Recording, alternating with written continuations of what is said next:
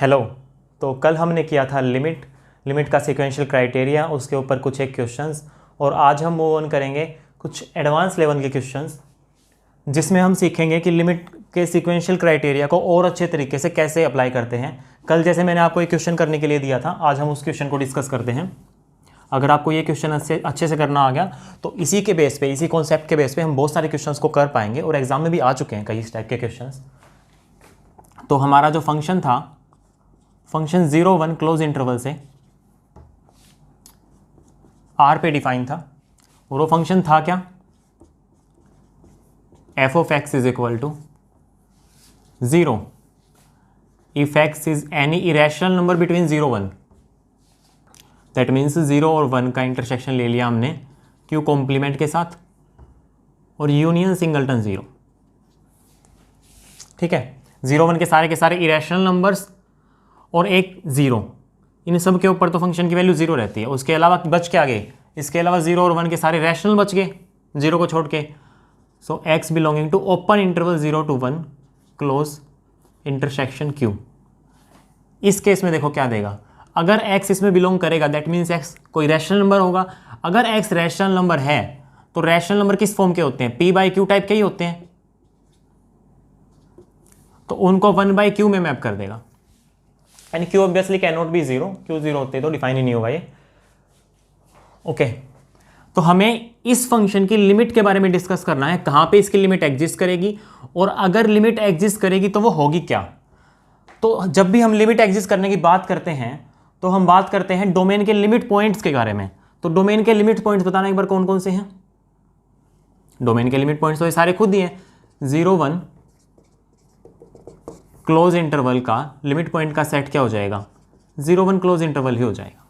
तो अगर मैं किसी पॉइंट के ऊपर लिमिट चेक करूंगा तो इसमें से उठाऊंगा वो पॉइंट।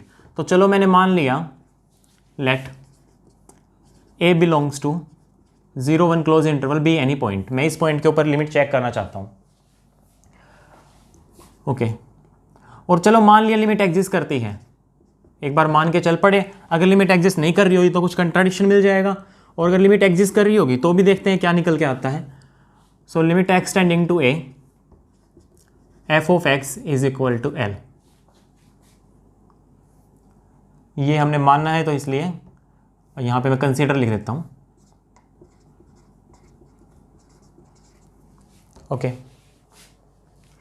नाउ अब जरा देखना, ये a जो पॉइंट है, सिक्वेंशियल क्राइटेरिया अप्लाई करना चाहता हूं मैं यहां पे। सिक्वेंशियल क्राइटेरिया क्या कहता है कि अगर एक्सएन सीक्वेंस किसी एक पॉइंट की तरफ जा रही है, किसी एलिमेंट की तरफ जा रही है a की तरफ, तो f ऑफ एक्सएन उस लिमिट l की तरफ ही जाएगा पक्का।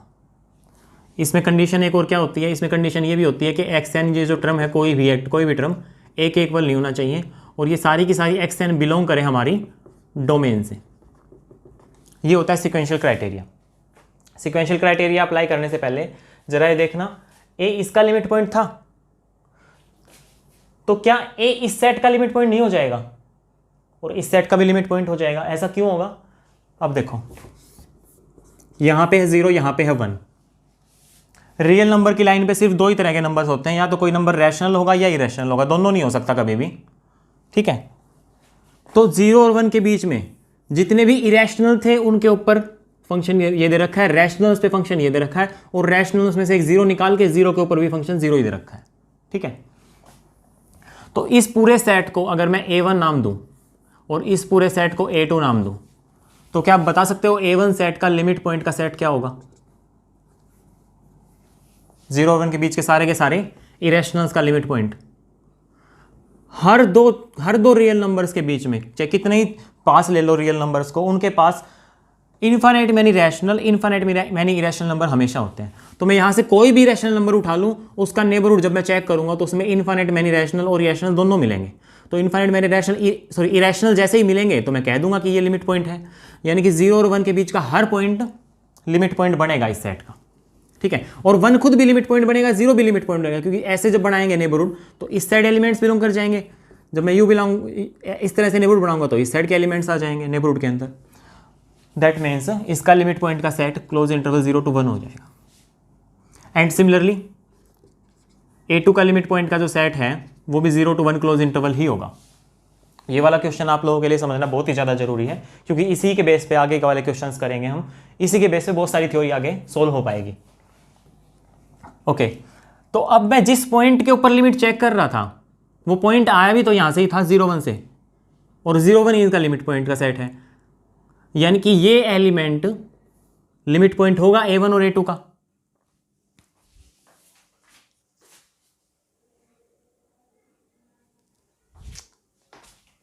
ओके, ये लिमिट पॉइंट होगा A1 और A2 का। नाउ अगर ये स्मॉल a लिमिट पॉइंट है किसका, A1 का, तो इसका मतलब लिमिट पॉइंट की डेफिनेशन लगा दूं तो A1 से एक सीक्वेंस मिलेगी जो A की तरफ अप्रोच कर रही होगी, और उस सीक्वेंस की कोई भी टर्म A के बराबर नहीं होगी। This implies there exist a sequence xn such that xn की कोई भी टर्म A के इक्वल नहीं है, एंड सीक्वेंस xn जो है वो अप्रोच कर रही है A की तरफ, लेकिन लिमिट एग्जिस्ट कर रही है ना ये पॉइंट पे, हम मान के चले हैं, तो इसका मतलब जब जब कोई सीक्वेंस A की तरफ जाएगी तो उनकी फंक्शनल इमेज L की तरफ जाएगी सीक्वेंशियल क्राइटेरिया से। तो इससे क्या मिलेगा हमें, this implies sequence f of xn will tend to L। ठीक है, लेकिन ये सारी की सारी टर्म्स कहां से आई थी, A1 से आई थी ना, A1 का लिमिट पॉइंट है तो x1 x2 x3 up to Soni सारे के सारे A1 के एलिमेंट्स होंगे। तो A1 के एलिमेंट्स क्या थे, इरेशनल नंबर्स या फिर 0, तो इनके ऊपर फंक्शन, इनकी सबकी फंक्शनल इमेज क्या होती जाएगी, 0 होती जाएगी। तो f of x1 की वैल्यू क्या आएगी, 0, f of x2 की वैल्यू 0, f of x3 की वैल्यू 0, ये सारी सीक्वेंस क्या है, जीरोस की सीक्वेंस है। लेकिन कांस्टेंट सीक्वेंस जो होती है वो खुद कांस्टेंट वैल्यू की तरफ टेंड करती है, जो वो कांस्टेंट सीक्वेंस है उस कांस्टेंट की तरफ। तो 0 की सीक्वेंस 0 की तरफ टेंड करेगी, इससे क्या आ जाएगा, L की वैल्यू आ जाएगी 0। इसका मतलब अगर किसी पॉइंट के ऊपर लिमिट एग्जिस्ट करेगी तो वो लिमिट पक्का 0 ही होगी, उसके अलावा तो कुछ और हो नहीं सकती। अब ये और चेक कर रहे थे किस किस पॉइंट के ऊपर एग्जिस्ट करेगी। ठीक है, अब आता है मोस्ट इंपॉर्टेंट कॉन्सेप्ट, इस कॉन्सेप्ट को बहुत ही अच्छे से समझ लेना। ठीक है, देखो मैं किसी आर्बिट्रेरी पॉइंट A के ऊपर चेक करना चाहता हूं लिमिट एग्जिस्ट कर रही है कि नहीं कर रही, तो सीक्वेंशियल क्राइटेरिया वही अपना अभी लिखा था यहाँ पे, जब जब xn A की तरफ अप्रोच करें, xn डोमेन से आएगा तो f of xn लिमिट की तरफ अप्रोच करें, लिमिट हमारी 0 है तो f of xn क्या आना चाहिए, f of xn का सीक्वेंस, ये भी सीक्वेंस है, किसकी तरफ अप्रोच करना चाहिए, ये 0 की तरफ, L की वैल्यू 0 आई है हमारी। ठीक है, तो मैंने xn कोई भी आर्बिट्रेरी सीक्वेंस मान ली, लेट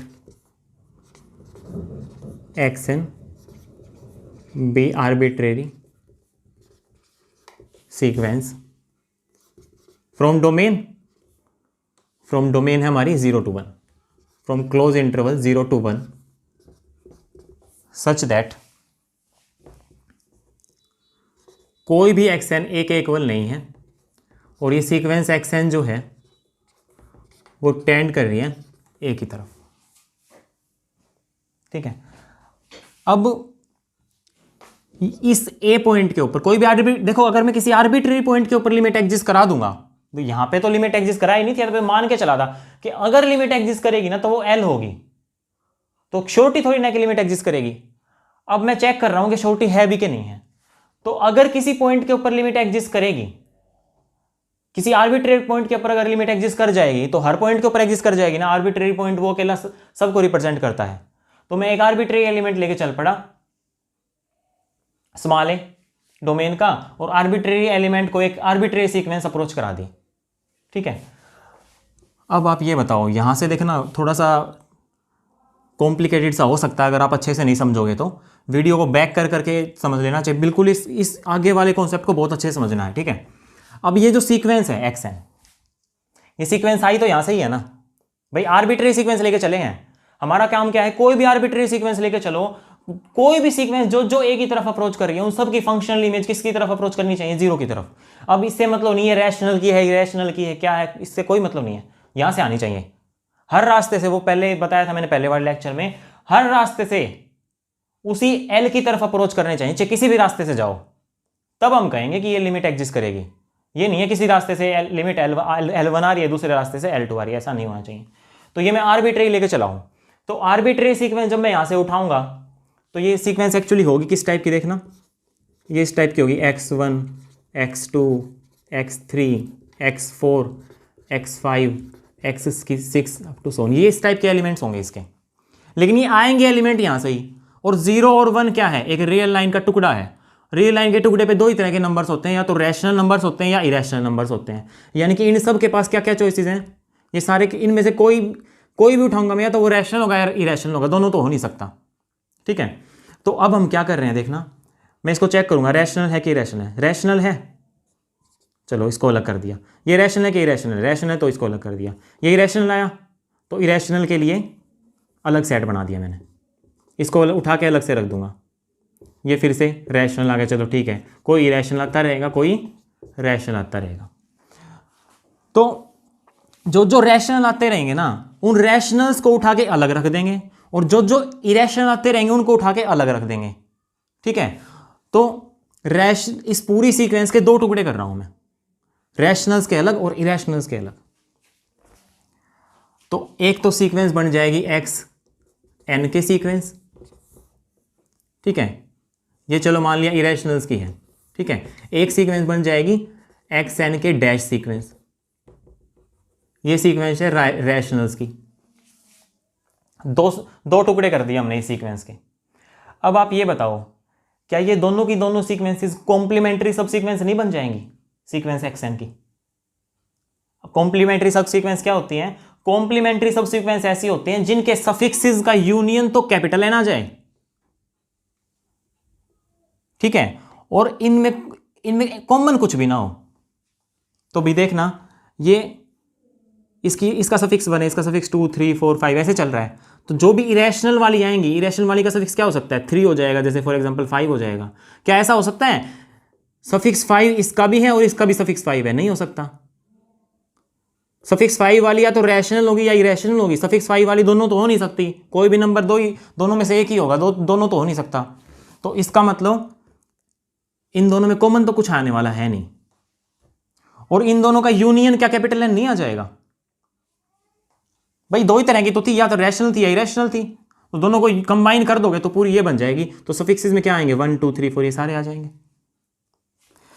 तो ये कॉम्प्लीमेंट्री सब सीक्वेंस बन गई ना। कॉम्प्लीमेंट्री सब सीक्वेंस का एक और एग्जांपल मैं यहां पे लिख देता हूं, जैसे कि एक्स एन के मैं दो टुकड़े कर दूं, x2n 2k लिख देता हूं, एन तो नोटेशन यूज कर ली, 2k और 2k -1। तो देखना, नेचुरल नंबर दो ही तरह के होंगे, या तो कोई इवन होगा या ओड होगा, दोनों तो हो नहीं सकता कि कोई नंबर इवन भी और ओड भी हो। तो दोनों में कुछ भी कॉमन नहीं है, और दोनों की यूनियन कैपिटल एन नहीं बन रहा। इवन और ओड दोनों नंबर्स को ऐड कर देंगे, सफिक्सेस की बात कर रहे हैं, इवन और ओड दोनों नंबर्स ऐड नहीं, सॉरी, यूनियन कर देंगे, कंबाइन कर देंगे उनको, तो वो क्या बन जाएगा? कैपिटल एन बन जाएगा। तो बिल्कुल सेम काम यहां पे हो रहा होगा। तो कॉम्प्लीमेंट्री सब सीक्वेंस है। अब कॉम्प्लीमेंट्री सब सीक्वेंसेस का एक रिजल्ट होता है, अगर कॉम्प्लीमेंट्री सब सीक्वेंस दोनों की दोनों कन्वर्ज करें और एक ही नंबर को कन्वर्ज करें, सेम लिमिट को कन्वर्ज करें, ये भी मान लिया, फॉर एग्जांपल कुछ भी मान लेते हैं, जैसे मान लिया एल मान लिया मैंने, ये भी एल की तरफ जाए और ये भी एल की तरफ जाए, तो इसका मतलब ये भी कन्वर्जेंट है और ये भी एल की तरफ ही जाएगी। ये रिजल्ट होता है, ये आपको अच्छे से याद रखना है। ठीक है, अभी ये मैंने क्यों अप्लाई किया, देखना है सारा काम हम क्यों करें, आगे आपको समझ में आ जाएगा बहुत ही जल्दी। एक्सएन की कॉम्प्लीमेंट्री सब सीक्वेंसेस बना रहा हूं और इनके ऊपर फंक्शन अप्लाई कर दूंगा। फंक्शन अप्लाई करने के बाद सफिक्स तो वही रहने हैं, एन के और एन के डैश, यानी कॉम्प्लीमेंट्री सब सीक्वेंस तो फिर भी रहेंगी ये।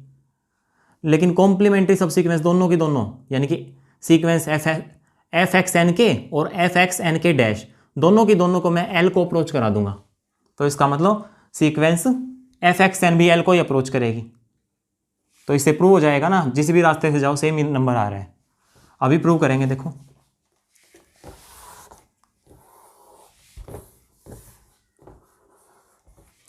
ठीक है, नाउ एक्स एन के को मैं ऐसे लिख सकता हूं, एक्स एन को लिख सकता हूँ एक्स एन के एंड एक्स एन के डैश। ये कब आएगा? If x n belongs to A1। अगर इरेशनल आ रहा है ना कोई भी सीक्वेंस का कोई सीक्वेंस की कोई भी टर्म अगर इरेशनल आ रही है तो उसको इस टाइप में लिख दिया हमने, और अगर रैशनल आ रही है तो उसको इस टाइप में लिख दिया, और जीरो आ रही है तो भी इसी में आएगा, वो A1 में जीरो भी आता है ना, ये लिख दिया मैंने। ठीक है, अभी आप ये बताओ, क्या मैं ये कह सकता हूं सीक्वेंस एफ एक्स एन के and sequence F X N के dash are complementary subsequences of F X N? Because ये दोनों की दोनों कॉम्प्लीमेंट्री सबसीक्वेंसेस हैं इसकी, तो इसका मतलब फंक्शन लगाने के बाद भी वो कॉम्प्लीमेंट्री सबसीक्वेंसेस होंगे एफ एक्स एन की, क्योंकि सफिक्सेस तो वही रहे हैं। दोनों सफिक्सेस का यूनियन क्या बनेगा? कैपिटल एन बनेगा, और इनमें कॉमन कुछ भी नहीं होगा, सफिक्स तो वही रहे हैं, वो तो चेंज हुए नहीं। ठीक है, अब ये देखना किसको टेंड कर रही है, सीक्वेंस एफ एक्स एन के इज इक्वल टू, ये एक्स एन के क्या है? एक्स एन के तब आएगा जब एक्स एन A1 में बिलोंग करें, और A1 वाला जो सेट है वो ये है, तो एक्स एन के जो हैं वो A1 से आ रहे हैं, और A1 के ऊपर इमेज क्या है? जीरो।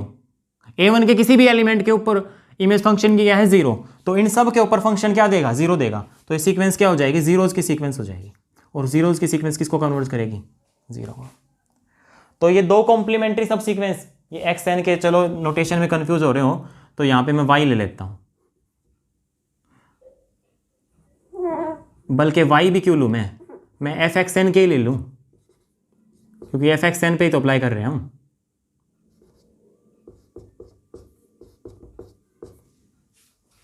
देखना एफ एक्स एन के तो जीरो को अप्रोच कर गया, अब एफ एक्स एन के डैश और देख लेते हैं किसको अप्रोच कर रहा है। एफ एक्स एन के डैश, ये सीक्वेंस देखना कौन सी सीक्वेंस है। एफ एक्स एन के डैश जो है, पहली बात एक्स एन के डैश ये वाला, ये तब आएगा जब एक्स एन A2 का मेंबर हो, और A2 के मेंबर को कहां पे मैप कर रहे हैं हम? A2 के सारे member P by Q type के होंगे, तो उनको फंक्शन 1 बाई क्यू में मैप करेगा, तो P बाई क्यू टाइप के होंगे ना, तो क्या मैं इसको ऐसे लिख सकता हूं, एफ ऑफ पी एन के डैश अपॉन में क्यू एन के डैश, क्योंकि एक्स एन के किसके मेंबर्स हैं? A2 के, और A2 क्या है? रैशनल नंबर्स, और रैशनल नंबर को हमेशा P बाई क्यू के फॉर्म में लिखा जा सकता है। नोटेशन मैंने सेम रख ली नीचे ये, और इन सब की फंक्शनल इमेज क्या आ रही है? 1 बाई क्यू में मैप कर रहे हैं P बाई क्यू को, तो इसकी फंक्शनल इमेज इन सब की क्या आ जाएगी? 1 अपॉन क्यू एन के डैश। ये इतना आ गया।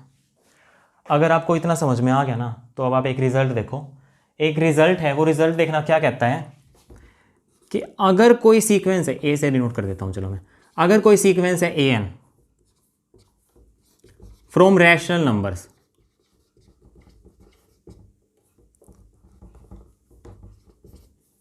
सच दैट AN है PN बाई QN टाइप का, ऑब्वियसली रैशनल नंबर की सीक्वेंस है तो ये सारे रैशनल नंबर होंगे, यानी P बाई क्यू में लिखे जाएंगे ऐसे। एंड ये सीक्वेंस AN जो है वो कन्वर्ज करे A को, और AN की कोई भी टर्म A के बराबर ना हो। अगर ऐसा हो रहा है तो इससे हमें मिलेगा ये QN जो है ये इन्फिनिटी को अप्रोच करेगा। ये एक रिजल्ट होता है कि रैशनल की सीक्वेंसेस अगर कन्वर्ज कर रही है और कोई भी टर्म उस कन्वर्जेंट लिमिट के इक्वल नहीं है, तो रैशनल में जो डिनोमिनेटर की जो टर्म होती है ना, वो इन्फिनिटी को अप्रोच करेगी। क्या वो बड़ा कॉन्सेप्ट यहां पे अप्लाई कर पा रहे हैं? देखना, इसके ऊपर अप्लाई करने की कोशिश करते हैं। ये है P बाई क्यू टाइप का, तो मैं इसके ऊपर अप्लाई करता हूं। जरा इसके बारे में बात करते हैं, आ जाओ। एक्स एन के डैश, ये सीक्वेंस है रैशनल्स की। रैशनल्स की है तो पी एन के डैश अपॉन में क्यू एन के डैश टाइप की होगी। क्या ये कन्वर्जेंट है? मान के ही चलाऊं मैं कन्वर्जेंट। देखना एक्स एन को, ये तो मान के चलते हैं ना, चेक करने के लिए क्या करते हैं हम, एक्स एन को कन्वर्जेंट मान के चलते हैं। मान लिया एक्स एन ए को अप्रोच कर रहा है तो फिर हम चेक करते हैं f of x n l को अप्रोच करेगा कि नहीं करेगा। तो एक्स एन ए को अप्रोच कर रहा है तो ये भी एक रिजल्ट है। अगर सीक्वेंसेस सारी ए पॉइंट को कन्वर्ज करेंगी तो सारी की सारी सब सीक्वेंस भी वो ए के पास ही जाएंगी फिर। तो सारी की सारी अगर एक्स एन ए के पास जा रही हैं तो इसकी सब सीक्वेंस ही तो है, ये कॉम्प्लीमेंट्री सब सीक्वेंस हो भले ही है तो सब सीक्वेंस ही। अगर एक्स एन ए के पास जा रहा है तो ये भी ए के पास जाएगा, ये भी ए के पास जाएगा, तो ये ए के पास जाएगा, यानी कि ये जो किसके पास जाएंगे इक्वल टू, ये किसके पास जाएगा, ए के पास जाएगा। ठीक है, क्या ये कोई भी टर्म ए के इक्वल हो सकती है? चलो मान लिया 1 मिनट के लिए ये इनमें से कोई भी एक टर्म ए के इक्वल होगी, तो वो टर्म किसकी है? ओरिजिनल सीक्वेंस की तो टर्म है, एक्स एन के टुकड़े किए थे ना, उठा के सारे कुछ यहाँ पे रखे थे, उठा के कुछ यहाँ पे रखे थे। तो अगर इनमें से कोई भी ए के इक्वल हुआ तो एक्स एन ए के इक्वल हो जाएगा, और एक्स एन ए के इक्वल होता नहीं, डेफिनेशन से मान के चलते हैं हम ये। तो इसका मतलब यहां से ये भी कह सकता हूं मैं एंड एक्स एन के डैश जो है वो ए के बराबर नहीं होगा। देखो सीक्वेंस की कोई भी टर्म ए के बराबर ना हो, जिसको अप्रोच कर रहा है उसके बराबर ना हो, अप्रोच करे ए को, रैशनल्स की सीक्वेंस हो, तो इसका मतलब डिनोमिनेटर वाली सीक्वेंस इन्फिनिटी को कन्वर्ज करेगी, सॉरी डाइवर्ज, इन्फिनिटी के पास जाएगी, मतलब डिनोमिनेटर डाइवर्ज करेगी। तो इसका मतलब मैं कह सकता हूं क्यू एन के डैश जो है वो टेंड करेगा इन्फिनिटी। अगर क्यू एन के डैश इन्फिनिटी को टेंड करेगा, ओके, अगर क्यू एन के डैश इन्फिनिटी को टेंड करेगा तो इसका रेसिप्रोकल कहां टेंड करेगा? 0 को टेंड करेगा। दैट मीन्स ये सीक्वेंस किसके पास जाएगी? 0 के पास जाएगी। तो इसका मतलब मैंने प्रूव कर दिया ना, दो कॉम्प्लीमेंट्री सब सीक्वेंसेस, ये वाली और ये वाली किसकी थी? इसकी दो कॉम्प्लीमेंट्री सब सीक्वेंसेस थी, दोनों की दोनों सेम लिमिट को अप्रोच कर रही हैं, दोनों की दोनों किसको अप्रोच कर रही हैं? 0 को। तो इसको भी उसी लिमिट को अप्रोच करना पड़ेगा। तो इसका मतलब एफ एक्स एन भी किसके पास अप्रोच करेगी? बताओ, एफ एक्स एन किसके पास अप्रोच करेगा? जिसको कॉम्प्लीमेंट्री सब सीक्वेंसेस अप्रोच कर रही हैं, दोनों के दोनों 0 को अप्रोच कर रही हैं, तो ये भी 0 को अप्रोच करेगा। देखो ये हमने प्रूव कर दिया। ठीक है, अब आप सोचोगे कि तो हमें पता था किस तरह से क्वेश्चन को अप्रोच करना है, तब कर पाए हम, नहीं तो एट ए टाइम बिल्कुल नया क्वेश्चन होता तो कैसे कर पाते? बिल्कुल आराम से कर पाते, नया क्वेश्चन होता तो भी, क्योंकि सब में सेम अप्रोच रहनी है। आपको देखो क्या चेक करना होगा क्वेश्चन के अंदर, सबसे पहला काम हमारा ये रहता है कि अगर फंक्शन के 2 टुकड़े करके दे रखे हैं ना, तो आप ये चेक करो क्या ये दोनों के दोनों पार्टीशन बना रहे हैं डोमेन का। डोमेन का पार्टीशन का मतलब है दोनों का यूनियन जो है वो तो डोमेन बन जाए, और दोनों में कॉमन कुछ भी ना हो, इंटरसेक्शन पाई आए, बिल्कुल ऐसा सेटिस्फाई कर गया। और डोमेन का अगर मैं कोई भी एलिमेंट उठाऊं, डोमेन का एलिमेंट नहीं, सॉरी, डोमेन के लिमिट पॉइंट्स का एलिमेंट, पहले तो इसके लिमिट पॉइंट निकालो सारे, इसके लिमिट पॉइंट ये आ गए, इसका कोई भी लिमिट पॉइंट निकाल उठाऊं, क्या वो इन दोनों का ही लिमिट पॉइंट हो रहा है? देखो दोनों का लिमिट पॉइंट हो रहा था ना, इसका भी लिमिट पॉइंट है और इसका भी लिमिट पॉइंट है। ठीक है, तो फिर क्या करो, एक सीक्वेंस तो यहां से उठा लो, एक सीक्वेंस यहां से उठा लो, और दोनों को अप्रोच करा दो सेम नंबर, उसी सेम लिमिट पॉइंट के पास, क्योंकि वो लिमिट पॉइंट दोनों का है ना, इसका भी लिमिट पॉइंट है, इसका भी लिमिट पॉइंट है। तो यहां से एक सीक्वेंस मिलेगी जो उस लिमिट पॉइंट के पास जा रही होगी, और यहां से भी एक सीक्वेंस मिलेगी जो उस लिमिट पॉइंट के पास जा रही होगी। तो ए के पास दोनों ही सीक्वेंस जा रही होंगी, A1 की भी सीक्वेंस जाएगी और A2 की भी सीक्वेंस जाएगी। मेरा काम तो A1 से ही बन गया, A1 से ही L की वैल्यू फाइंड होगी, A2 अप्लाई ही नहीं करना पड़ा। अगर एग्जिस्ट करेगी तो लिमिट A2 अप्लाई करते हैं। देखो मैं A1 के ऊपर नहीं करता ये सारा काम, ये सारी कहानी अगर A1 पे नहीं करते, A2 के ऊपर करते तो भी कोई दिक्कत नहीं है। मान लिया ये A2 का है, ठीक है, ये मिल जाएगा, ये L को ये A को जाएगा, f of x n L को जाएगा। फिर ये क्या बनेगा, एफ ऑफ एक्स एन, अगर ये A2 का मेंबर होगा तो ये 1/QN टाइप का आएगा, 1/QN टाइप का। और QN क्या है? रैशनल्स की सीक्वेंस। रैशनल की सीक्वेंस A को अप्रोच कर रही है और उसका कोई भी टर्म A के इक्वल नहीं है, तो नीचे वाली किसको अप्रोच करती है? इन्फिनिटी को। तो उसका रेसिप्रोकल किसके पास जाएगा? 0 के पास। तो भी L की वैल्यू 0 ही आनी थी। ठीक है, यहां इतने काम से हमें पता चल गया कि हाँ भाई अगर लिमिट एग्जिस्ट करेगी ना तो वो लिमिट 0 होगी, अब हमें ये नहीं पता लिमिट एग्जिस्ट कर भी रही है कि नहीं कर रही, किस किस पॉइंट पे एग्जिस्ट कर रही है। तो मैंने एक कोई भी आर्बिट्ररी पॉइंट उठाया, स्मॉल ए, वही ए पॉइंट उठाया मैंने, और फिर मैंने क्या कहा, सीक्वेंशियल क्राइटेरिया से मैं चेक कर लेता हूं कि लिमिट एग्जिस्ट करेगी कि नहीं करेगी। सीक्वेंशियल क्राइटेरिया से लिमिट तब एग्जिस्ट करेगी कि अगर कोई भी सीक्वेंस ए के पास जा रही है तो उनकी फंक्शनल इमेज एल के पास जाए, जीरो के पास जाए। तो मैं कोई भी सीक्वेंस लेके चल पड़ा, ए के पास जा रही है और कोई भी टर्म ए के इक्वल ना हो, तो अब मैं चेक करना चाहता हूँ इसकी फंक्शनल इमेज जीरो के पास जाएगी कि नहीं जाएगी। तो उसके लिए सबसे पहले मैंने इस एक्स एन के कॉम्प्लीमेंट्री सब सीक्वेंसेज लिख दी, दो टुकड़े कर दिए। भाई एक्स एन आएगा तो यहाँ से ही ना, 0 1 के बीच में से ही, तो रैशनल होगा एक्स एन या फिर इरेशनल होगा। जो रैशनल टर्म्स थी वो यहाँ पे लिख दी रैशनल टर्म्स, जो इरेशनल टर्म्स थी वो यहाँ पे लिख दी जीरो समेत, ठीक है। अब फिर इन दोनों के ऊपर एफ लगा दिया, तो फिर वो जो नई सीक्वेंसेस बन गई वो इसके ऊपर एफ लगने के बाद जो सीक्वेंस आएंगे उसकी कॉम्प्लीमेंट्री सब सीक्वेंस बन गई। भाई ये दोनों इसकी कॉम्प्लीमेंट्री सब सीक्वेंसेस हैं, तो ये दोनों इसकी कॉम्प्लीमेंट्री सब सीक्वेंसेस हो जाएंगी, ठीक है। ऐसे कर दिया हमने। अब ये रिजल्ट होता है हमारा कि दोनों की दोनों कॉम्प्लीमेंट्री सब सीक्वेंसेस अगर एक नंबर को अप्रोच करें तो फंक्शनल वैल्यू भी उसी नंबर को अप्रोच करेगी।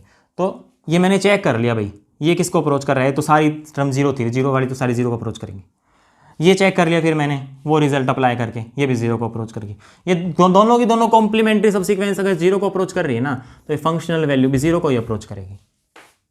तो ये आ गया हमारे पास। तो ये तो डेफिनेशन ही होती है सीक्वेंशियल क्राइटेरिया की, कि अगर कोई भी आर्बिट्ररी सीक्वेंस उठा रहे हो, वो ए के पास जा रही है और उन सब की फंक्शनल इमेज एल के पास जा रही है, तो वो एल लिमिट होगी और लिमिट एग्जिस्ट कर जाएगी उस पॉइंट पे। तो देखना ये सारी की सारी किसके पास जा रही है, ए के पास, तो इन सब की फंक्शनल इमेज जीरो के पास जा रही है, इन सब की फंक्शनल इमेज जीरो के पास जा रही है, तो इसका मतलब लिमिट एग्जिस्ट करेगी और लिमिट जीरो होगी। इतना आपको करने की जरूरत भी नहीं है, वैसे इसको छोड़ दो भले, मतलब काटा तो मारना है, गलत हो जाएगा, काटा मारने का मतलब क्वेश्चन ही ये गलत लिख रखा है मैंने, ये सही लिख रखा है, इतना करने की जरूरत नहीं थी। वैसे यहाँ से ही काम कर सकते हैं हम सारा का सारा। क्या पता लगाना जरूरी है कि लिमिट जीरो ही होगी, कोई जरूरी नहीं है, सीधा चेक करने लग जाओ। कोई भी आर्बिट्ररी सीक्वेंस उठाओ, ठीक है, कोई भी, भाई कोई देखो, अब मैं आपको शॉर्ट में बताता हूँ सारा काम फिर से एक बार। कोई भी क्वेश्चन दे रखा हो, ऐसे दो टुकड़े कर रखे हो, यहाँ से इसका कोई भी एक लिमिट पॉइंट उठाओ, वो इसका भी लिमिट पॉइंट बनेगा, इसका भी लिमिट पॉइंट बनेगा। यहाँ से एक सीक्वेंस ले जाओ उस पॉइंट के पास, यहाँ से भी एक सीक्वेंस ले जाओ उस पॉइंट के पास। अब क्या करो, दोनों की फंक्शनल इमेज चेक करो। इसकी फंक्शनल इमेज मान लिया एल आ गई, इसकी भी फंक्शनल इमेज एल आ गई, तो लिमिट एग्जिस्ट करेगी और लिमिट एल होगी। अगर दोनों की फंक्शनल इमेज अलग लगाएंगे तो लिमिट एग्जिस्ट नहीं करेगी। एक और क्वेश्चन करते हैं इसके ऊपर, सिंपल सा, बहुत ही अच्छे समझ में आ जाएगा। ये वाला क्वेश्चन थोड़ा लेंथ इसलिए हो गया क्योंकि हमने सब कुछ एक एक डिटेल में किया था सब कुछ। अब हम शॉर्ट ट्रिक से करेंगे। अब ऐसे करेंगे कि देखते पता चल जाए हमें।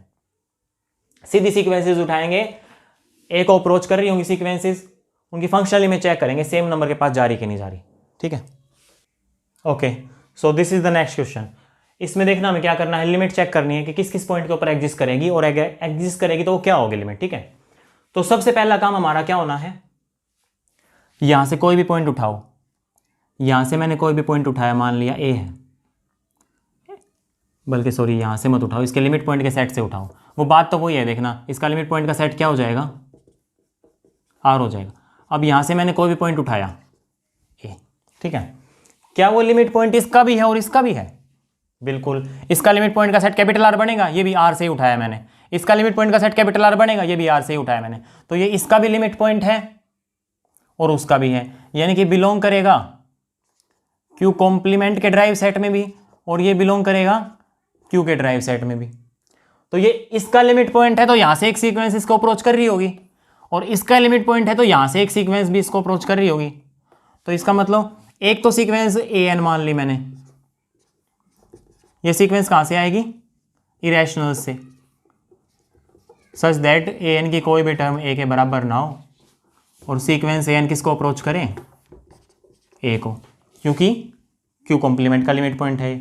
अब ए क्यू का भी लिमिट पॉइंट है, इसका मतलब कोई और सीक्वेंस, चलो मान नाम दे दिया बी एन, वो भी एग्जिस्ट करेगी, वो क्यू से आएगी, सच दैट बी एन की कोई भी टर्म ए के बराबर ना हो, और वो बी एन जो है वो भी टेंड कर जाए ए को। अब दोनों के ऊपर दोनों की फंक्शनल इमेज चेक करो, दोनों की फंक्शनल इमेज एक ही नंबर को अप्रोच कर रही है तो लिमिट एग्जिस्ट कर जाएगी, और वो लिमिट वो आ जाएगी जिसको अप्रोच कर रही है, नहीं तो लिमिट एग्जिस्ट नहीं करेगी। अब मैं क्या चेक करना चाहता हूं, एफ ऑफ ए एन किसको अप्रोच करे, ये मैं चेक करना चाहता हूं। फिर मैं चेक करना चाहता हूँ कि एफ ऑफ बी एन किसको अप्रोच करे। ये मेरा एम है यहाँ पे, तो मैं एफ ऑफ ए एन ही देख लेता हूँ, एफ ऑफ ए एन है क्या। ए एन सारी की सारी आई थी क्यू कॉम्प्लीमेंट से, ठीक है। तो A1 A2 A3 A4 सब के ऊपर मैं फंक्शन लगाता जाऊंगा। तो A1 A2 A3 A4 है किसके एलिमेंट, क्यू कॉम्प्लीमेंट के, उन सब के ऊपर फंक्शन की इमेज क्या आती जाएगी, जीरो आती जाएगी। तो जीरोज का सीक्वेंस बन जाएगा और जीरोज का सीक्वेंस जीरो को अप्रोच कर जाएगा। ये और देख लेते हैं, बी एन कहां से आ रहे हैं, क्यू से, और बी एन के ऊपर फंक्शन जब मैं लगाऊंगा, सब के ऊपर फंक्शन लगाऊंगा, सबकी इमेज 1 आएगी, तो सीक्वेंस 1 का बन जाएगा और ये अप्रोच कर गया 1 को। ये तो होगी प्रॉब्लम। प्रॉब्लम क्यों होगी, क्योंकि एक रास्ते से जा रहा हूं तो जीरो आ रहा है, एक रास्ते से जा रहा हूं तो 1 आ रहा है, एक रास्ते से जा रहा हूं तो दिल्ली पहुंच रहा हूं, दूसरे रास्ते से जा रहा हूं तो भिवानी पहुंच रहा हूं, ठीक है। तो अलग अलग आ गए ना, तो ये कंट्राडिक्शन आ गया। इसका मतलब लिमिट डज नॉट एग्जिस्ट। और किस पॉइंट के ऊपर डज नॉट एग्जिस्ट, ये जो पॉइंट उठा के चले थे, ये ए कौन सा पॉइंट था पता ही नहीं, कोई भी पॉइंट उठाया था रैंडमली, तो ये अकेला तो सबको रिप्रेजेंट कर देगा। कोई भी पॉइंट उठाया उसके ऊपर लिमिट एग्जिस्ट नहीं करी, किसी भी पॉइंट के ऊपर लिमिट एग्जिस्ट नहीं कर रही। तो यहाँ पे जो ए सेट हमने पीछे वाले क्वेश्चन में लिखा था ना, ये वाला ए सेट यहाँ पे तो 5 हो जाएगा।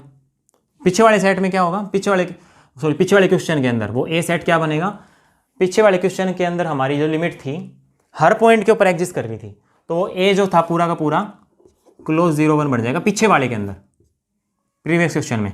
यहाँ पे तो 5 ही रहेगा, ठीक है। लिमिट एग्जिस्ट करें नहीं तो लिमिट की बात क्या करें, लिमिट है क्या, वो है ही नहीं कोई। ये है क्वेश्चन नंबर 2, बिल्कुल वैसा ही है। हमें क्या चेक करना है, लिमिट चेक करनी है किस किस पॉइंट के ऊपर एग्जिस्ट करेगी, और एग्जिस्ट करेगी तो होगी क्या। सबसे पहला काम, डोमेन के सेट का लिमिट पॉइंट निकालो। लिमिट पॉइंट का सेट इसका भी यही आर डैश का क्या आ जाएगा, आर ही आ जाएगा, इसका लिमिट पॉइंट का सेट ये खुद ही आ जाएगा। तो यहां से मैंने कोई भी एलिमेंट उठाया ए, क्या वो इसका भी लिमिट पॉइंट है, इसका भी लिमिट पॉइंट है, बिल्कुल है, कर चुके पीछे वाले क्वेश्चन में। तो ये दो इसका भी लिमिट पॉइंट है, तो यहां से एक सीक्वेंस एग्जिस्ट करेगा, तो ए एन एग्जिस्ट करेगा कहां से, from q complement, such that ये ए एन टेंड कर जाएगा ए की तरफ, और कोई भी ए एन ए के बराबर नहीं होगा फॉर ऑल एन, कोई भी ए के बराबर नहीं होगा। और ऐसे ही एक सीक्वेंस बी एन आ जाएगा, वो आएगा क्यू से, such that b n tend करेगा उसी ए की तरफ, वही बी एन बराबर नहीं होगा, ठीक है। बिल्कुल वैसे ही दोनों की फंक्शन इमेज चेक कर लो, एक नंबर के पास जा रही है कि नहीं। तो एफ ऑफ एन कहां पे जाएगा देखना,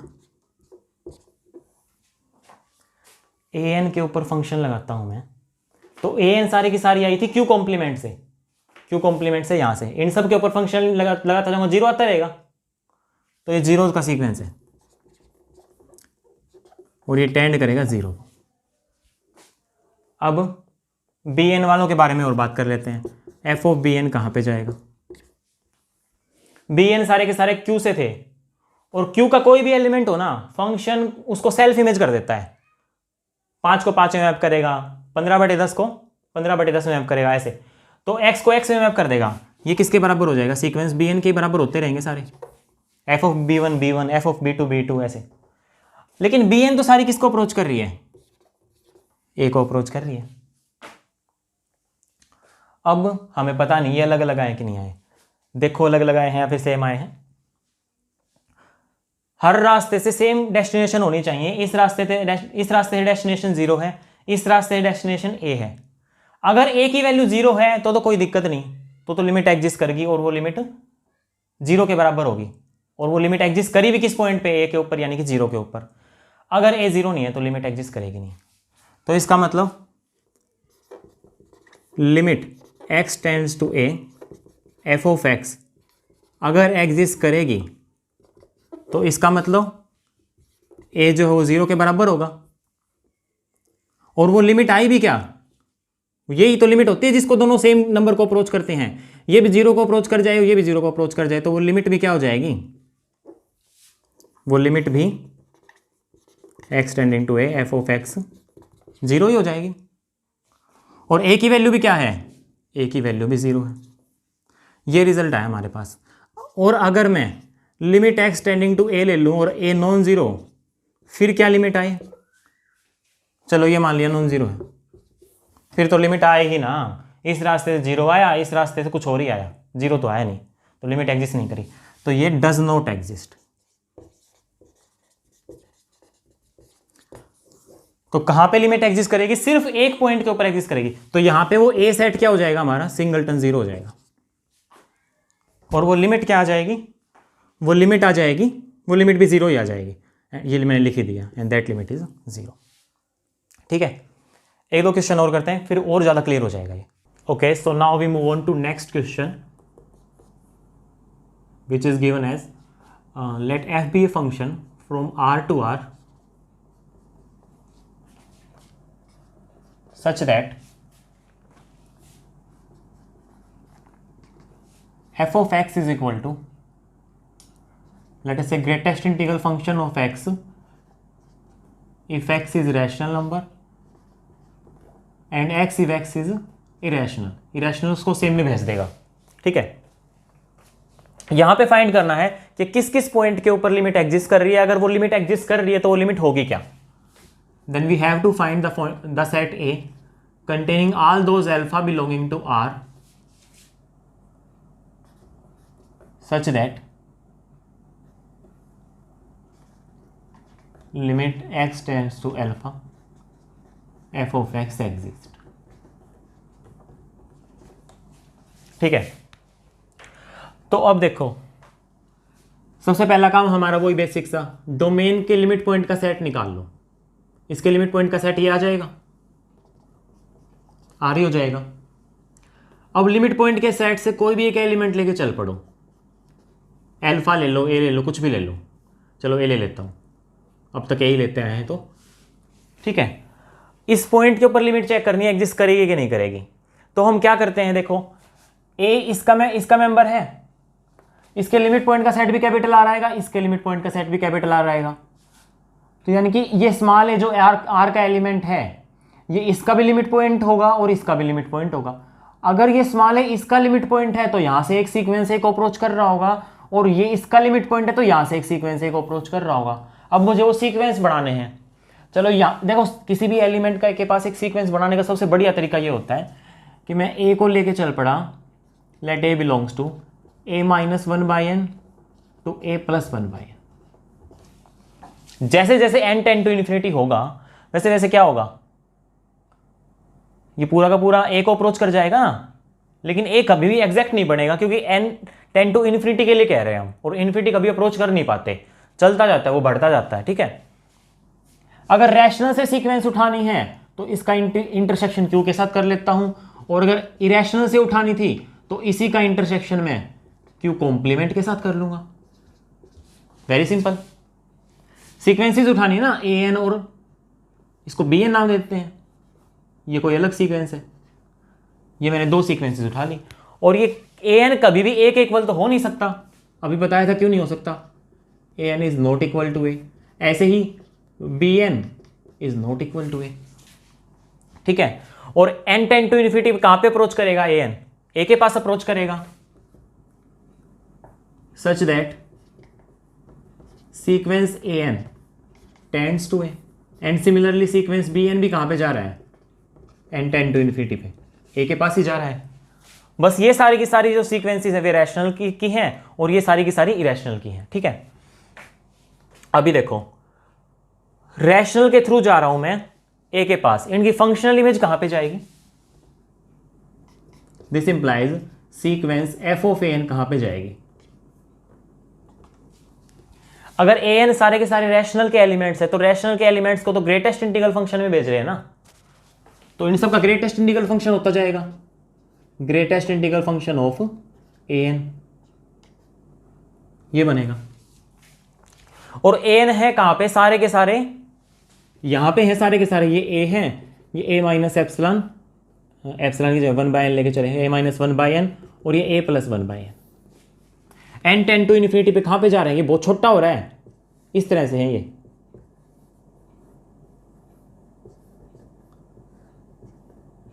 इस तरह से, ये a माइनस 1/n, ये a प्लस 1/n, तो a के बहुत ही ज्यादा करीब है। तो अब मैं देखो केसेस लेके चल पड़ा कि भाई a जो है वो इंटीजर हो भी सकता है, इंटीजर ना भी हो। चलो एक बार इंटीजर नहीं है ये, आर माइनस इंटीजर का सेट, ठीक है, इंटीजर नहीं है ये। तो अब जरा देखना, अगर ये इंटीजर नहीं है तो ये किन्हीं दो इंटीजर्स के बीच में आएगा। दैट मीन्स इससे पहले कोई ना कोई आर होगा, इससे आगे कोई ना कोई आर प्लस वन होगा। अब इंटीग्रल ग्रेटेस्ट इंटीग्रल फंक्शन निकालना है सबका, तो ए इन सबका ग्रेटेस्ट इंटीग्रल फंक्शन क्या आएगा?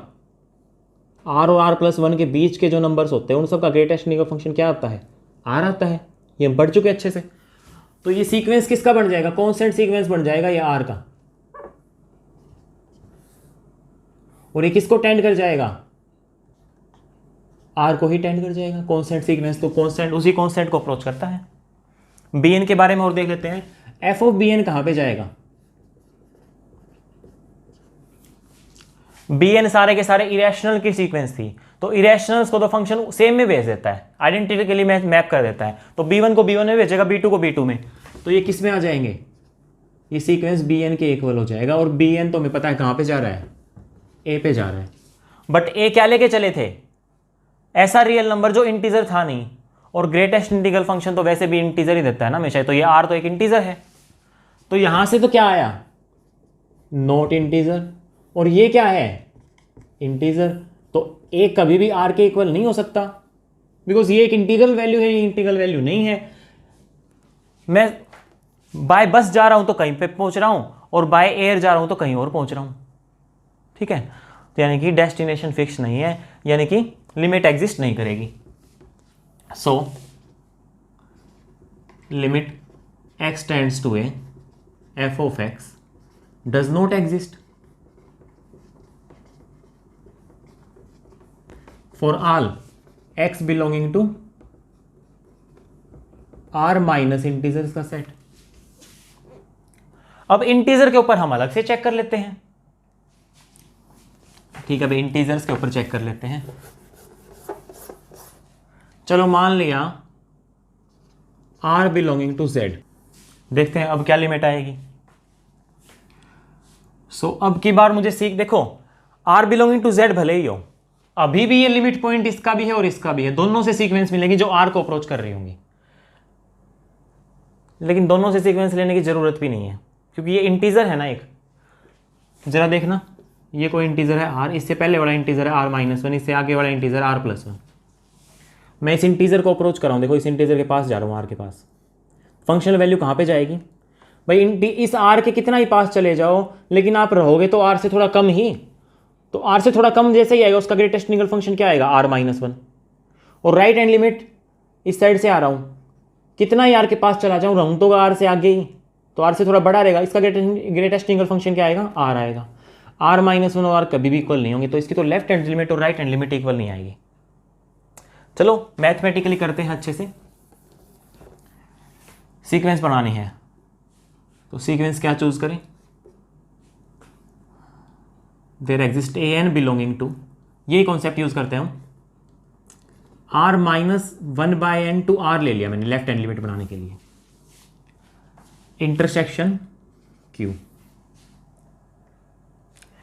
तो यहां से मैं ए एन चूज कर रहा हूं इस इंटरवल से, और इस इंटरवल की भी वे वैल्यूज जो कि रैशनल्स थी, ठीक है। इंटरसेक्शन मैंने क्यू के साथ लिया है, तो क्या कभी भी ए एन की वैल्यू आर हो सकती है? बिल्कुल नहीं हो सकती, आर तो इस इंटरवल के अंदर ही नहीं आया। So A N is not equal to R for all N, such that sequence A N कहाँ पे अप्रोच करेगा? एन टेंड टू इन्फिनिटी पे, something point infinity zero. Interval छोटा होते होते आर के पास जा रहे हैं, तो वैल्यू जब चूज करेंगे, निकालेंगे, तो कोई पॉसिबिलिटी क्या बचेगी? आर के पास वाली वैल्यूज ही लेनी पड़ेंगी, यानी कि आर को अप्रोच कर जाएगा। बट यहां से अगर मैं चेक करता हूं तो एफ ऑफ ए एन कहां पे अप्रोच करेगा? एफ ऑफ ए एन का मतलब क्या है? रैशनल्स की सीक्वेंस है ना, तो greatest integral function, greatest integral function of A N, इन सब का ग्रेटेस्ट इंटीग्रल फंक्शन क्या आएगा? ये आर है, ये आर माइनस वन है, यहां पे आर प्लस वन है, आर से r minus one by n की बात कर रहा हूं, तो ये इंटरवल है, ये आर है, ये r minus one by n है, वेरी स्मॉल है ना, एन टेन टू इन्फिनिटी होता रहेगा तो बहुत छोटा होता जाएगा ये। तो इन सारे नंबर, ये देखो जो भी नंबर आएंगे यहाँ से आएंगे, इनका ग्रेटेस्ट इंटीग्रल फंक्शन क्या होगा? r-1 होगा, बड़े से बड़ा इंटीजर इससे बड़ा नहीं होना चाहिए, r ले लूँगा तो इससे बड़ा हो जाएगा, r-1 आएगा। तो ये क्या बन जाएंगी, r-1 को अप्रोच कर जाएंगी सीधी, ये कह सकता हूँ मैं, दिस टेंड्स टू r-1। यहाँ पे भी ये एग्जैक्टली इक्वल r नहीं हुआ था, इसकी कुछ फाइनाइट टर्म्स हटाने के बाद फिर ये r के बराबर आ रही है, तो यहाँ पे एग्जैक्टली इक्वल लिखना तो सही नहीं रहेगा, ये इस तरह से सिंबल दे सकते हैं हम कि अप्रोक्सीमेटली इसके बराबर। ओके, सो नाउ ऐसे ही अगर मैं राइट साइड से लूँ, r से r+1/n के इंटरवल से उठाऊँ रैशनल सीक्वेंसेस, तो ऑब्वियसली अब की बार भी कोई भी an तो ले नहीं सकता, an तो नाम दे दिया मैंने, इसको नया नाम दे देते हैं हम, an bn यूज़ कर चुके, cn dn यूज़ कर लो, कुछ भी नोटेशन है बस, क्या फ़र्क पड़ता है, bn ले लिया चलो, ठीक है। यहाँ से सीक्वेंस उठा रहा हूँ, r तो अभी भी नहीं हो सकती, r इस इंटरवल में नहीं आया, सच दैट सीक्वेंस bn कहाँ पे जा रही है भाई, फिर से ही बनाना पड़ेगा वो, ये r है, ये r+1 है, r से r+1/n ये इंटरवल है, ये सारे के सारे नंबर्स, इनका ग्रेटेस्ट का फंक्शन क्या आएगा, r ही तो आएगा, बड़े से बड़ा इंटीजर इससे बड़ा नहीं होना चाहिए, इससे बड़ा हो जाएगा ये तो बड़े से बड़ा इससे बड़ा ना हो तो r ही होगा ना, तो ये r को अप्रोच कर जाएगी। एक रास्ते से जा रहा हूं तो r-1 पे पहुंच रहा हूं, दूसरे रास्ते से जा रहा हूं तो r पे पहुंच रहा हूं, ये तो गलत है, इसका मतलब so limit x tending to a f of x does not exist for all x belonging to z। Integer पे भी एग्जिस्ट नहीं कर रही लिमिट, और इंटीजर को छोड़ के बाकी रियल नंबर्स पे भी एग्जिस्ट नहीं कर रही, तो क्या हम ये कह सकते हैं कि for all x belonging to capital R limit exist नहीं कर रही। इसका मतलब कैपिटल A सेट क्या हो जाएगा, ये एम्प्टी सेट हो जाएगा, क्योंकि इसके अंदर वे एलिमेंट आ रहे जिनके ऊपर लिमिट एग्जिस्ट कर रही थी, और लिमिट किसी भी एलिमेंट के ऊपर एग्जिस्ट कर ही नहीं रही। ठीक है, ओके, तो ये क्वेश्चन हो गया।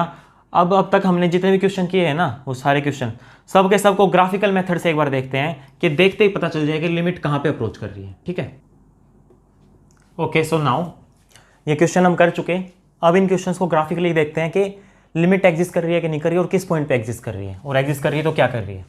सबसे पहले हमने ये वाला क्वेश्चन किया था, ये वाला किया था, तो इस क्वेश्चन के बारे में पढ़ते हैं। देखना, ग्राफ बनाते हैं सबका।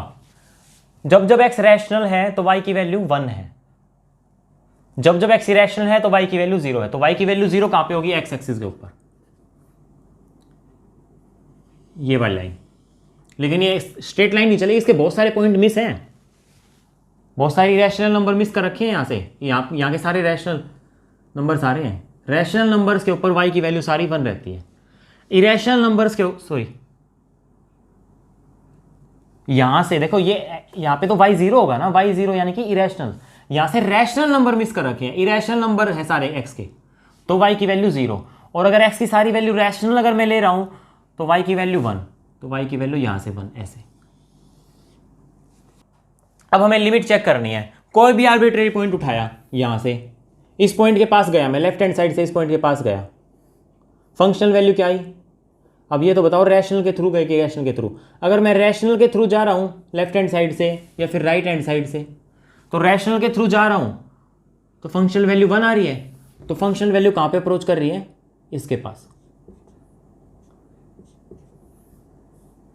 ठीक है भाई, x की वैल्यूज को अप्रोच करा रहे हैं हम। ये कोई भी आर्बिट्री रियल नंबर उठाया मैंने, x की वैल्यू जब इस रियल नंबर के पास जा रही है तो उनकी फंक्शनल इमेज कहां पे जा रही है। जब x की वैल्यू रैशनल्स के थ्रू जाएंगे, रैशनल्स के थ्रू जाएंगे तो फंक्शनल इमेज 1 है, फंक्शनल इमेज हमेशा 1 के पास जाएगी। यहां से तो लिमिट आई 1। अगर इरेशनल्स के थ्रू जा रहा हूं, इस कोई भी आर्बिट्रेरी नंबर है, या अल्फा या ए जो भी है, इरेशनल्स के सीक्वेंस के थ्रू जा रहा हूं, चाहे लेफ्ट साइड से जाऊं चाहे राइट साइड से जाऊं, तो उन सब की फंक्शनल इमेज क्या आ रही है, 0। तो 0 के पास जाएंगे तो 0 पे पहुंच जाएंगे, तो यहां से l की वैल्यू आई 0, लेकिन कभी 1 आए कभी 0 आई, l की वैल्यू फिक्स होनी चाहिए थी। That means contradiction, limit exist नहीं करेगी। और अच्छे समझ लेते हैं, इससे और अच्छे से क्लियर हो जाएगा। ये वाला क्वेश्चन देखते हैं, यहां पे देखना, जब जब x इरेशनल है तो y की वैल्यू 0 है, बिल्कुल पहले वाले जैसे ही। तो इरेशनल पे y की वैल्यू 0, y की वैल्यू 0 यहां पे होती है। ये एक्स एक्सिस था, तो ये है तो पूरी रियल नंबर की लाइन, लेकिन वाई की वैल्यू जीरो कब हुई? जब एक्स इरेशनल था। तो यहाँ पे जो जो इरेशनल नंबर्स है ना उन सब की इमेज जीरो है, और जो जो रैशनल है उनकी इमेज सेल्फ इमेज है। तो y is equal to x का ग्राफ, ये y is equal to x का ग्राफ बना लिया हमने। ठीक है, अब देखो कोई भी रियल नंबर उठाओ भाई, कोई भी रियल नंबर उठाया मैंने, जैसे ये उठा लिया, इसके पास मैं जा रहा हूँ, लेफ्ट हैंड साइड से गया मैं इसके पास। जब मैं लेफ्ट हैंड साइड से जाऊंगा, रैशनल के थ्रू जाऊँ या इरेशनल के थ्रू जाऊँ, दो चॉइसेस हैं। सबसे पहले चलो मैं रैशनल के थ्रू गया लेफ्ट हैंड साइड से, तो ये नंबर मान लिया मैंने ए था, तो मैं ए के पास जा रहा हूँ रैशनल के थ्रू, तो उन सब की इमेजेस कहाँ पे जाएंगे? रैशनल के थ्रू सेल्फ इमेज, तो इमेजेस भी ए के पास ही जाएंगी, यहाँ पे वाई की वैल्यू जो ए होगी। राइट साइड से जब मैं जाऊंगा रैशनल के थ्रू, तो रैशनल की इमेजेस फिर से सेल्फ इमेज होते हैं, तो ये भी फिर ए के पास ही जाएगा, इस ए के पास। ठीक है, तो इसका मतलब लिमिट क्या आई? ए आ गई। जिस भी पॉइंट के ऊपर चेक कर रहा हूँ वो सेल्फ इमेज आ गया।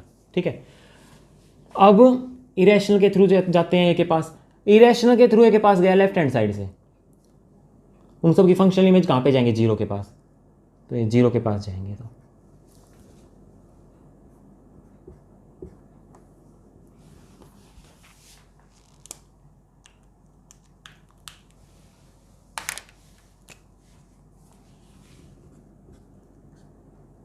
तो ये जीरो के पास जाएंगी। राइट साइड से जाओ चाहे लेफ्ट साइड से जाओ, जब इरेशनल के थ्रू जाएंगे तो सारी इमेजेस कहाँ पे जा रही हैं? उन सब की इमेजेस जीरो के पास जा रही हैं। तो यहाँ से एल की वैल्यू आ गई जीरो, लेकिन जीरो और ए तो डिफरेंट है, ए यहाँ पे लेके चला हूँ, जीरो यहाँ पे, तो इक्वल तो नहीं आए। इसका मतलब जीरो के अलावा किसी और पॉइंट पे तो लिमिट एग्जिस्ट कर नहीं रही। अब मैं जीरो के ऊपर और चेक कर लेता हूँ, जरा देखना जीरो के ऊपर क्या आएगा।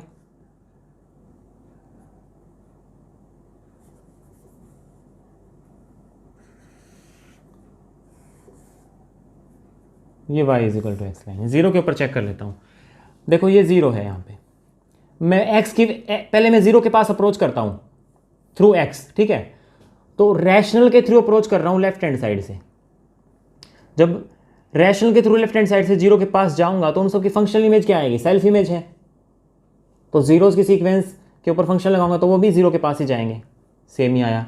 अगर मैं राइट साइड से जाऊँगा तो भी सेम कहानी रहेगी, जीरो के पास जा रहा हूँ रैशनल के थ्रू, उनकी फंक्शनल इमेज भी वो खुद ही हैं, तो वो भी जीरो के पास ही जाएंगे। अब इरेशनल के थ्रू जाते हैं भाई, इरेशनल के थ्रू जीरो के पास गया लेफ्ट हैंड साइड से, उनकी फंक्शनल इमेज जीरो है तो जीरो के पास जाएगा। यहाँ से लगा लो चाहे यहाँ से लगा लो, सॉरी यहाँ से, इस साइड से जा रहा हूँ तो यहाँ से आएगा। अब अगर मैं राइट हैंड साइड से जाऊँगा, इस साइड से जीरो के पास जाऊँगा, लेकिन इरेशनल के थ्रू, तो उनकी फंक्शनल इमेज फिर से जीरो, तो भी जीरो। तो आप किसी भी रास्ते से जाओ, लेफ्ट हैंड साइड से, राइट हैंड साइड से, ठीक है, रैशनल के थ्रू या इरेशनल के थ्रू, पहुँच एक ही जगह पे रहे हो, जीरो के पास ही। तो इसका मतलब लिमिट क्या होगी? जीरो ही होगी at x is equal to zero. तो इसका मतलब सिर्फ जीरो के ऊपर लिमिट एग्जिस्ट करेगी और वो जीरो होगी यहाँ पे। अब इस क्वेश्चन को और करेंगे तो और अच्छे से समझ में आ जाएगा, आपकी बात सारी बातें क्लियर हो जाएंगी। इसका ग्राफ ड्रॉ करते हैं। ठीक है, इरेशनल्स को तो सेम में भेज देगा, y is equal to x line बन जाएगी,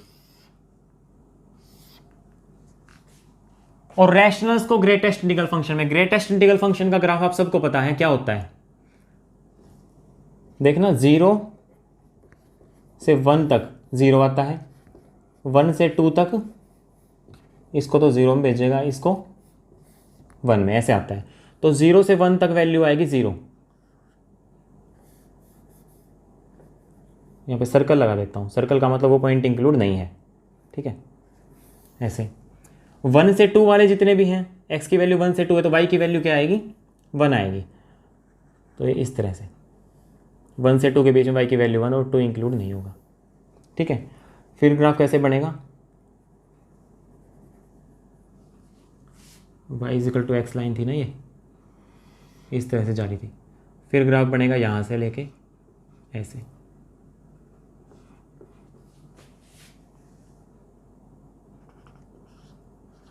ये ग्राफ बनेगा। देखो कोई भी आर्बिट्री, तब मेरे पास दो चॉइस है, इंटीजर भी हो सकते हैं और नो इंटीजर भी हो सकते हैं, क्योंकि इंटीजर के ऊपर अलग बिहेव है ना इसका, इंटीजर के ऊपर ऐसे चल रहा है, लगातार इंटीजर्स में मैप कर रहा है। तो अगर मैं कोई भी इंटीजर चूज करता हूँ, जैसे कि 1/2 ही चूज कर लिया मैंने, यहाँ पे था 1/2, ये 1/2 इंटीजर चूज कर लिया। अब मैं 1/2 के पास आया लेफ्ट हैंड साइड से, रैशनल्स के थ्रू। रैशनल्स के थ्रू 1/2 के पास आऊंगा तो 1/2 के ग्रेटेस्ट इंटीग्रल फंक्शन में भेज देगा वो। इमेजेस 1/2 के 1/2 की का ग्रेटेस्ट इंटीग्रल फंक्शन 0 हो जाएगा ना, तो 1/2 के पास जाएंगे तो उन सब की इमेजेस किसके पास जाएगी, 0 के पास। तो ये आए 0 के पास। जैसे ही मैं 1/2 के पास गया तो राइट हैंड साइड से 1/2 के पास जाऊं तो भी वही बात है, फिर से 0 के पास भेजेंगे। तो रैशनल्स के थ्रू तो इमेज आ रही है 0, इरेशनल्स के थ्रू y = x। तो जब मैं 1/2 के पास जाऊंगा तो उन सब की उनको सेल्फ इमेज है ना, तो ये an अगर 1/2 के पास जाएगी तो f ऑफ an भी 1/2 के पास जाएगी, तो ये 1/2 के पास जाएंगी। राइट हैंड साइड से 1/2 के पास जा रहा हूं तो भी ये 1/2 के पास जाएगा। तो कभी तो लिमिट आई 0 और कभी लिमिट आई 1/2, कंट्राडिक्शन। लिमिट तो एक फिक्स होनी चाहिए, तो कंट्राडिक्शन आ गया ना ये। तो इसका मतलब लिमिट एग्जिस्ट नहीं करेगी 1/2 पे। ऐसे कोई भी आर्बिट्ररी उठा लो जो इंटीजर ना हो, ठीक है। आप दोनों बातों को मिक्स करके पढ़ो, इस ग्राफ वाली अप्रोच से भी पढ़ो और फिर इसको देखो। जब इसमें हमने नॉन इंटीजर लिया था तब कैसे क्या था, क्वेश्चन कैसे बनाए थे वो, फिर दोबारा इसको देखो, फिर इस ग्राफ वाले को देखो, तो सारी बातें बहुत अच्छे से क्लियर होती जाएंगी माइंड के अंदर, ठीक है। अब हम क्या करते हैं, इंटीजर्स के ऊपर और चेक कर लेते हैं। मैं कोई भी इंटीजर उठाता हूं भाई, जैसे इंटीजर मैंने उठा लिया 1 ही उठा, चलो यहाँ पे ले लेते हैं 2 ले लिया मैंने जैसे इंटीजर। 2 के ऊपर चेक कर रहा हूँ। 2 के ऊपर अगर मैं लेफ्ट हैंड साइड से आता हूँ 2 पे रैशनल्स के थ्रू, तो रैशनल्स के थ्रू जब मैं जाऊँगा, देखना 2 के पास गया रैशनल्स के थ्रू, कितना ही पास चला जाऊँ रहूँ तो होगा 2 से कम ही। 2 से कम वाला कोई भी जो नंबर होगा रियल नंबर 2 से थोड़ा सा कम रहेगा बस। बहुत ज़्यादा पास आ गए 2 के, 2 को टेंड कर रहे हैं ना, तो लेकिन है 2 से कम ही, तो उसका ग्रेटेस्ट इंटीग्रल फंक्शन 1 आ जाएगा। तो 1 के पास अप्रोच करें।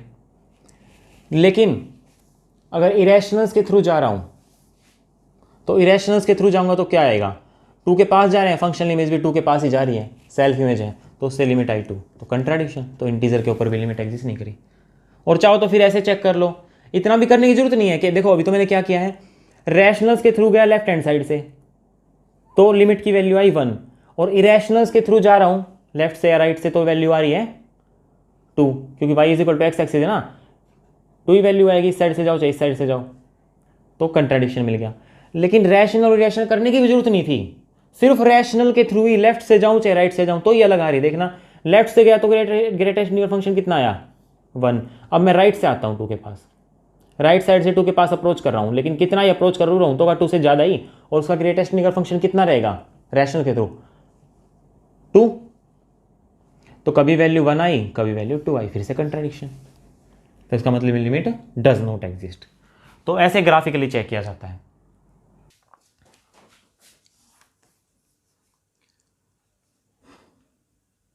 अब मैं एक इंपॉर्टेंट रिजल्ट लिखता हूं, इसी रिजल्ट के ऊपर बेस हमने अभी क्वेश्चंस किए हैं।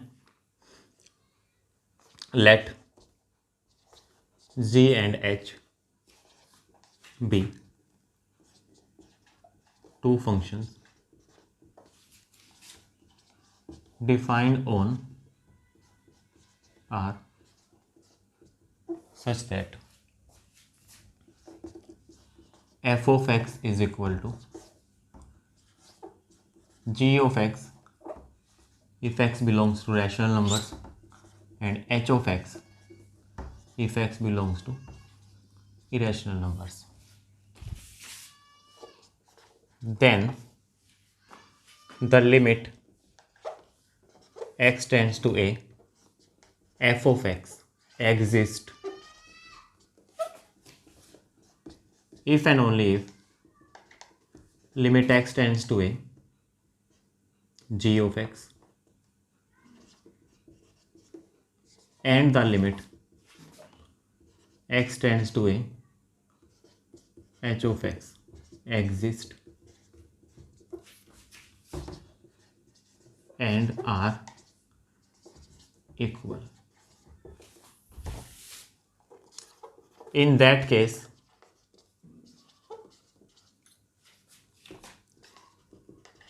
limit x tends to a f of x will be equal to limit x tends to a g of x which is equal to limit x tends to a h of x.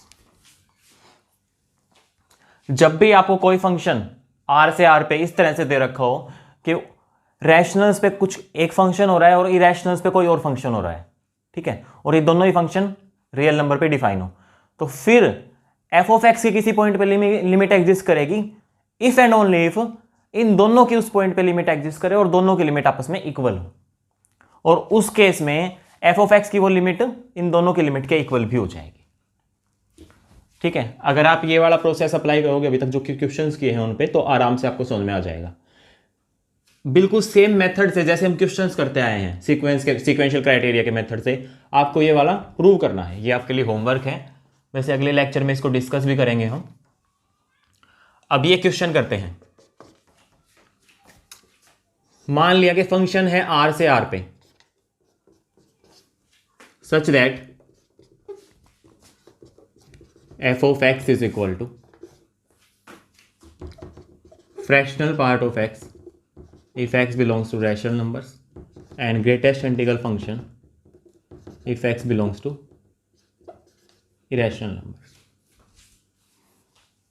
इसको अगर मैं इस statement के साथ compare करूं तो यहां से g की वैल्यू तो हो जाएगी फ्रैक्शनल पार्ट ऑफ x और h की वैल्यू हो जाएगी greatest integral function of x। तो f की लिमिट एग्जिस्ट करेगी इफ एंड ओनली इफ दोनों की लिमिट एग्जिस्ट करे और दोनों की लिमिट इक्वल हो। तो मुझे पता है दोनों के दोनों इंटीजर्स पे अलग बिहेव करते हैं, इंटीजर पे इंटीजर वैल्यू देते हैं और नॉन इंटीजर पे अलग बिहेव करते हैं। सबसे पहले मैं मान के चल पड़ा कोई भी एक इंटीजर के ऊपर वैल्यू देखते हैं क्या आएगी। ये तो साफ ही पता चल रहा है ग्राफ से भी। फ्रैक्शनल पार्ट का ग्राफ किस तरह से होता था, कुछ इस तरह का ग्राफ था,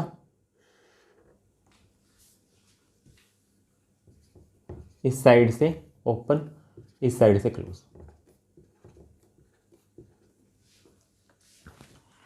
इसकी लिमिट चेक करता हूं किसी भी इंटीजर पे, कोई भी इंटीजर उठाया, जैसे कि मैंने ये उठाया, इस इंटीजर के पास एक बार मैं लेफ्ट साइड से आता हूं, एक बार फिर मैं राइट साइड से आता हूं। जैसे ही मेरे लेफ्ट साइड से आया इस इंटीजर के पास, तो ये है क्या, एक्चुअली ये 1 है, ठीक है।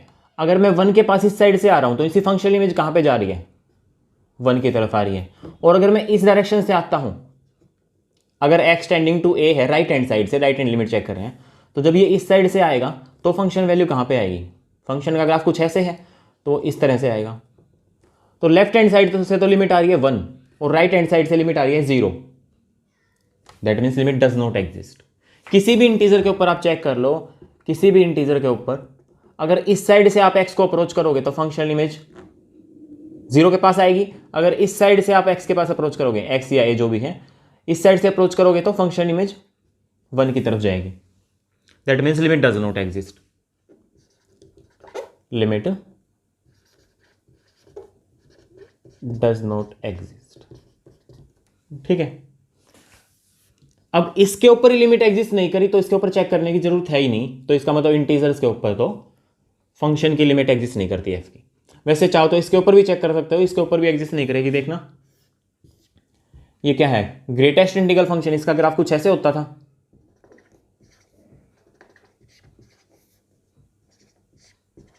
इस तरह का ग्राफ था। किसी भी इंटीजर के ऊपर चेक करो, जैसे ये इंटीजर ले लिया मैंने 1, लेफ्ट हैंड साइड से जैसे ही आऊंगा तो फंक्शन x 1 के पास अप्रोच कर रहा हूं लेफ्ट हैंड साइड से, फंक्शनल इमेज क्या आ रही है, फिर लेफ्ट हैंड साइड से जैसे ही अप्रोच करूंगा फंक्शनल इमेज 0 आएगी, क्योंकि लेफ्ट हैंड साइड से कितना ही अप्रोच कर लूँ 1 से तो कम रहेगा ना, 1 से कम जैसा ही रहेगा तो उसका ग्रेटेस्ट इंटीग्रल फंक्शन 0 आएगा, तो लिमिट 0 आई। लेकिन अगर राइट हैंड साइड से अप्रोच कर रहा हूँ 1 के पास, तो कितना ही अप्रोच करो, रहूँ तो का 1 से ज़्यादा ही, तो 1 से ज़्यादा जब रहेगा तो उसका ग्रेटेस्ट इंटीग्रल फंक्शन आएगा 1, तो फिर आया 1, और बोथ इक्वल है नहीं, that means limit does not exist, ठीक है। किसी भी तरीके से कर सकते हो। अब नॉन इंटीजर्स के ऊपर बात कर सकते हैं। अगर ए कोई इंटीजर नहीं है तो इसका मतलब ए 2 इंटीजर्स के बीच में आएगा, जैसे r और r+1 के बीच में आ जाएगा ये। अगर ये इनके बीच में आएगा तो देखना लिमिट किस तरह से बिहेव करेगी, इसका देखते हैं। Limit x tends to a, g है ना, g ऑफ x निकाल लेता हूँ मैं, क्या आएगा। So limit x tends to a, g of x है fractional part of x, that is equal to, graph draw करते हैं a की इमेज के अंदर दोनों का। तो ये तो किसका ग्राफ था, फ्रैक्शनल पार्ट का। ग्रेटेस्ट इंटीग्रल फंक्शन का ग्राफ कुछ इस तरह से होता,